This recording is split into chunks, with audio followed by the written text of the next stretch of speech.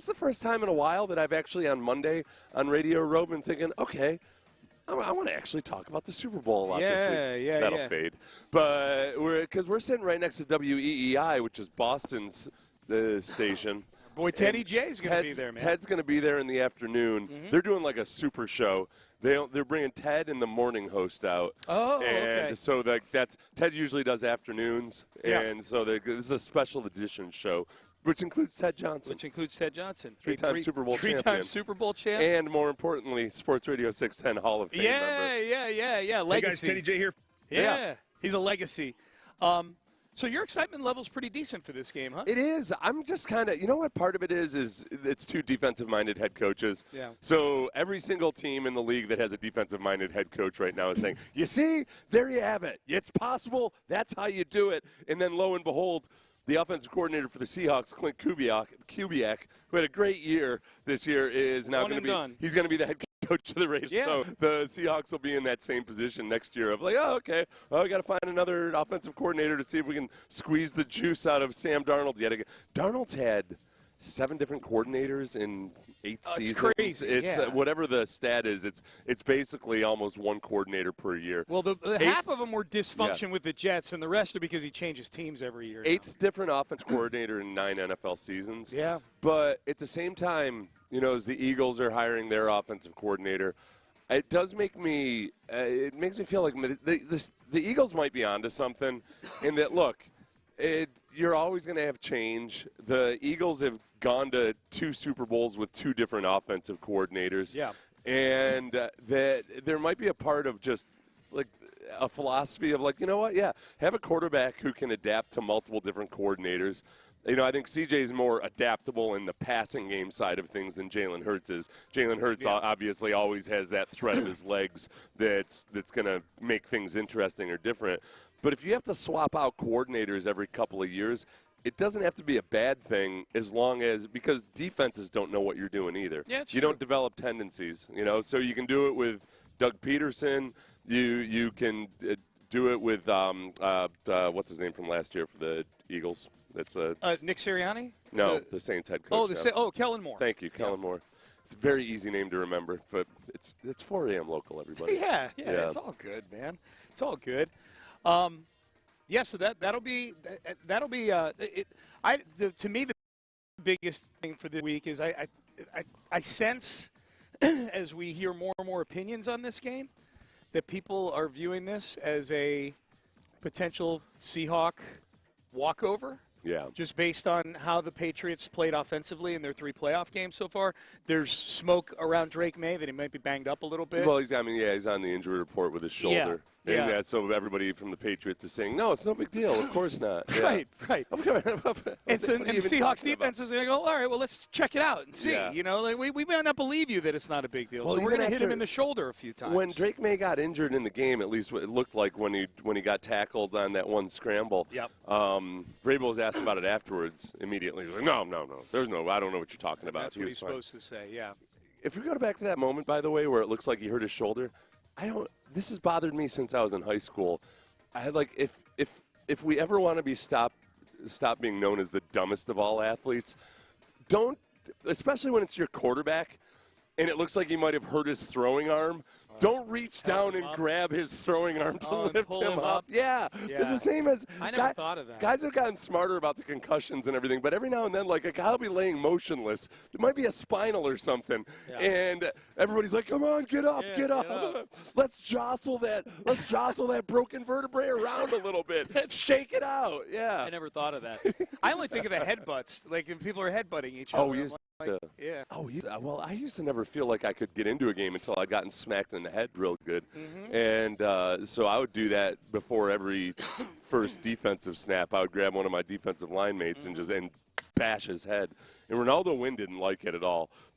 He was up for it because he felt like it was his duty as my teammate. But every now and then text Ronaldo. I'm like, doing all right, buddy? How you doing? I did probably give you a minor concussion. How is before. he doing? He's doing great. Oh, that's good. He works for Joe Gibbs on the racing side of things. Really? Yeah. Okay. So he's probably connected with him from his Redskins days. Yes, right? yeah. So former Notre Dame defensive tackle. Yeah. And from the south side of Chicago. He's a teammate of my brother's. Who's now working in NASCAR. Yeah, that's awesome. Yeah. That's really cool.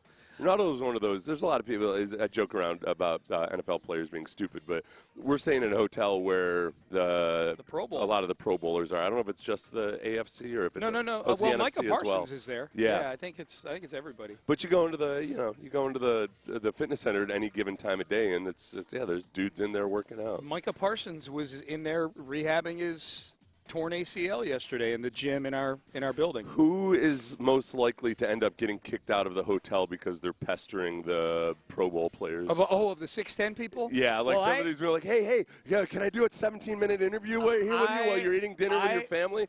Well, maybe it's me so far because I'm the only one. I got a selfie with Will Anderson last night. Oh yeah, but you guys know each other. We know each other a little bit because he's on the post-game show like 3 times a year. He's held the championship three times already. He knows you really well. He's the only multi-belt holder. Yeah. That's where I think your bald head is. It helps in recognizability. Yeah, maybe.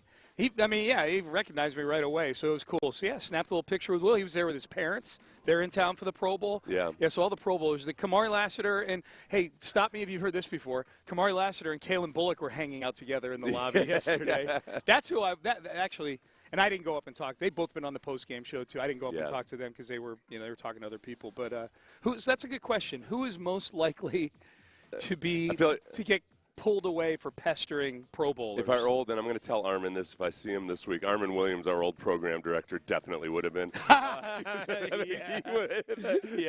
The hotel management would have had to come talk to him. Like, we've been getting complaints that you've been trying to set up meetings with these guys in the hotel. Yeah, that's a really good question. And Armin would agree with me on that one. Yeah. So yesterday, I was having actually kind of feelings of just nostalgia just in seeing some of these guys there with their families and with their wives. Like they just look so young. Yeah. I don't want to say which offensive lineman I think it was who was in the little hotel market with me yesterday. Mm-hmm. Because I think he was also with his wife. But I don't want to get the name wrong. And if it turns out that So there's an offensive lineman in the market. Yeah. So there's an offensive lineman, young guy. It might have been Linderbaum. I'm not sure. And his wife, who's like, I'm looking at these guys, and I'm like, these kids look like college kids to me. Yeah. And so I'm trying to order a chicken Caesar salad. It's because they got it sitting in the display case, So he says, okay, yep. And you just actually grab it right out of the case. So and meanwhile, this offensive lineman and his wife are standing behind me. I go over to the display case, and I'm like, it's sealed from the front. And I'm like tapping on it and trying to lift the glass and everything.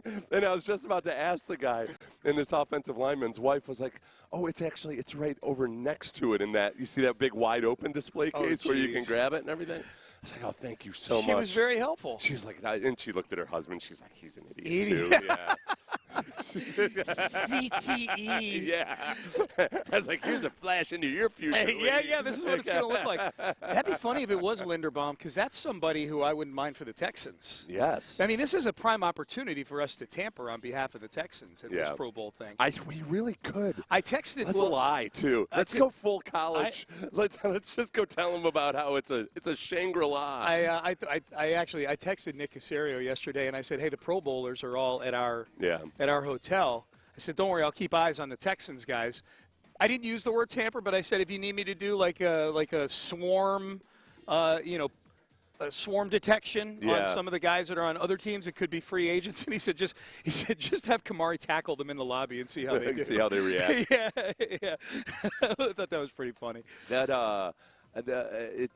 We should go down. I'll try to because I'm going to be in the fitness center at like 2:30 a.m. and that'll be. Is that when you're getting your workouts in? Some of the guys from the East Coast that might be trying to stay on their normal time or anything might be able to. Yeah. Well, tomorrow is the Pro Bowl games. Yeah. So they're all. Well, they got all roads lead to wherever Pro Bowl games. Yeah, they shouldn't be working out. They're tapering at this point. Yeah, that's what I'm saying. They got today's like a Saturday. Yeah, they might just be getting to do a really light workout or something before they go and try to dominate at the Pro Bowl games. Shedeur was hanging out in the lobby last night. Oh, was he? Yep. This is the one thing I noticed. I'm like, wow, I don't really I'm not really able to recognize a lot of the Pro Bowlers by their faces. Yeah, that's what I was thinking. Like, there's too. a lot of big dudes in here who are clearly NFL players.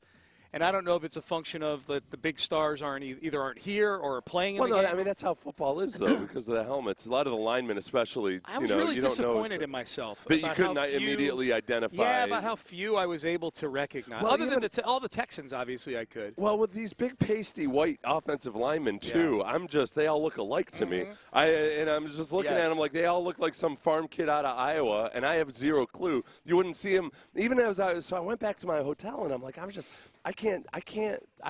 looking at the pictures just to see if it was Linderbaum or not, and I couldn't tell you. I can't tell you either. So yeah, but spotted all. But the only one. There's 6 Texans here, at least according to the roster. The only one we haven't seen yet is Derek Stingley Jr., who may very well just go to his room and he's then come probably down in his to the room game. studying tape or something. He's meditating. Yes, yeah. I feel bad for Stingley in situations like this because he just, the lobby you have was to go to all these social functions and everything. He probably hates it. No, dude, the lobby was crazy last night in our building. It was a party down there, and it was all a bunch of the players, and I'm like, yeah, this doesn't seem like Stingley's deal. I was out at 7 p.m. I think. Where? I was planning on getting to bed early, and it was just one of those things where and you did. I laid down to watch something, and then woke up, and it was 5 episodes deep. I went to bed at 10 because it's not a geographical thing for me. I can't fall asleep until my phone says it's 10 o'clock on it. Oh, that's good for when you're traveling, but you got to get up at 3 a.m. Yeah, it's not good for this trip. Yeah. I don't know if you're going to get the best version of me, but it's going to be a whole lot of fun. We're here all week long on Radio Row. Again, big thanks to Liqueur 43 for bringing us out here.